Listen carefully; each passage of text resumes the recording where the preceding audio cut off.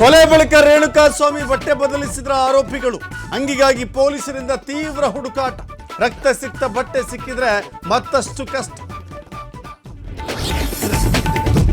ಚಿತ್ರದುರ್ಗದ ರೇಣುಕಾಸ್ವಾಮಿ ಹತ್ಯೆ ಪ್ರಕರಣ ಇವತ್ತು ವಿಚಾರಣೆಗೆ ಮತ್ತಷ್ಟು ತೀವ್ರ ಹೆಚ್ಚಿನ ಸಾಕ್ಷ್ಯ ಕಲೆ ಹಾಕಲಿರುವ ಖಾಕಿ ಪಡೆ.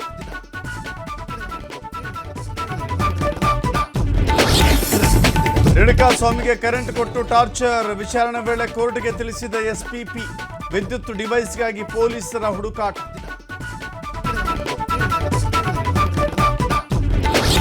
ಮತ್ತು ಚಿತ್ರದುರ್ಗಕ್ಕೆ ಆರೋಪಿಗಳು ಶಿಫ್ಟ್. ಕೋಟೆನಾಡಿನಲ್ಲಿ ಪೊಲೀಸರಿಂದ ಸ್ಥಳ ಮಹಜರು.